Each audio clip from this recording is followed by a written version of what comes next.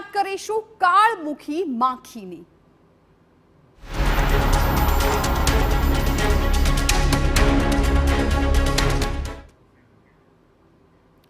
ચાંદીપુરા વાયરસના કેસ વધતા સરકાર એક્શનમાં આવી છે। ચાંદીપુરા વાયરસ મુદ્દે સીએમ ભૂપેન્દ્ર પટેલે સમીક્ષા કરી છે। સીએમ નિવાસ સ્થાને સમીક્ષા બેઠક યોજાવાની છે। રાજ્યમાં આજે ચાંદીપુરાના 5 શંકાસ્પદ કેસ નોંધાયા છે અને આ વચ્ચે હવે સીએમની મહત્વપૂર્ણ બેઠક।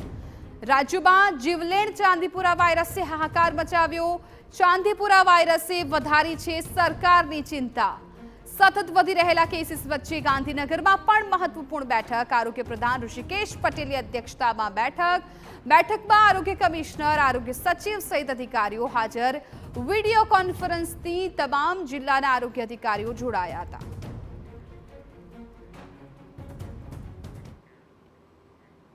અમારા સંવાદદાતા કિંજલ મિશ્રા આ મામલે વધુ જાણકારી આપી રહ્યા છે। કિંજલ, આજે જ ચાંદીપુરા વાયરસના શંકાસ્પદ 5 કેસ સામે આવ્યા છે।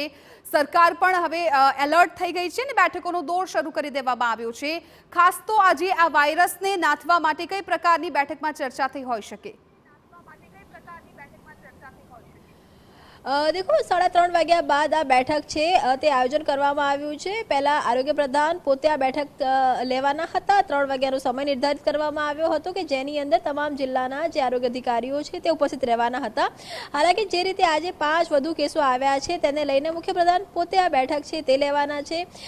સીએમ નિવાસ સ્થાને આ બેઠકનું આયોજન કરવામાં આવ્યું છે કે જેની અંદર વાત કરવામાં આવે તો આરોગ્ય પ્રધાન તો ઉપસ્થિત રહેવાના છે, તેની સાથે જ આરોગ્યના જે અધિકારીઓ છે તે પણ ઉપસ્થિત રહેવાના છે। તેની સાથે રાજ્યની તમામ જે મ્યુનિસિપલ કોર્પોરેશન છે તેના કમિશનર, જિલ્લા કલેક્ટર, જિલ્લા વિકાસ અધિકારી અને જિલ્લા આરોગ્ય અધિકારીઓ છે તે ઉપસ્થિત રહેવાના છે। આ આખો જે રોગ છે તે ચિંતાજનક એટલે પણ છે કેમ કે આની અંદર જે ડેથ રેશિયો છે તે 50% ઉપર આવી રહ્યો છે કે લગભગ જેને પણ રોગ થતો હોય છે તેમાં મહદઅંશે બાળકો આ રોગની ઝપેટમાં આવી રહ્યા છે અને જો ઇમ્યુનિટી સારી ન હોય તો મૃત્યુ થતી હોય છે। અને તેની સાથે વાત કરવામાં આવે હજુ સુધી કોઈ ચોક્કસ કારણો છે તે જોવા નથી મળ્યા। ત્યારે આમાં અગમચેતીના પગલાંની વાત કરવામાં આવે કે પછી જે વહેલી સારવારની વાત કરવામાં આવે એ જ એકમાત્ર ઇલાજ છે। બીજો જે મહત્વનો મુદ્દો છે કે અત્યાર સુધી આ જે રોગો મોટાભાગે જોવા મળી રહ્યા છે, આ રોગની ઝપટમાં જે લોકો આવી રહ્યા છે એ ગ્રામ્ય વિસ્તારની અંદર મહદઅંશે આ રોગની ઝપટમાં આવી રહેલા લોકો છે કે જ્યાં સીએચસી પીએચસી સેન્ટરમાં યોગ્ય સારવાર મળે, તાત્કાલિક સારવાર મળે તે જરૂરી છે। એક કેસ આવ્યો તો ત્યાંથી અત્યાર સુધીની જો વાત કરવામાં આવે તો એક સપ્તાહની અંદર આ કેસની અંદર અધધ વધારો થયો છે। 30 જેટલા કેસો છે તે નોંધાયા છે।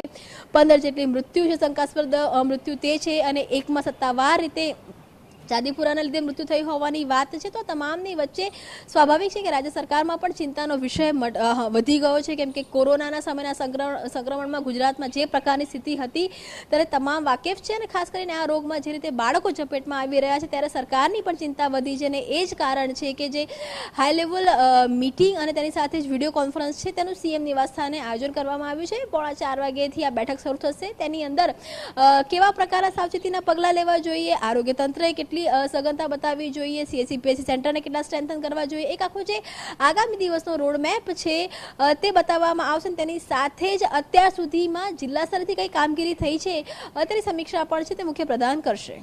બિલકુલ કિંજલ, આભાર સમગ્ર માહિતી બદલ।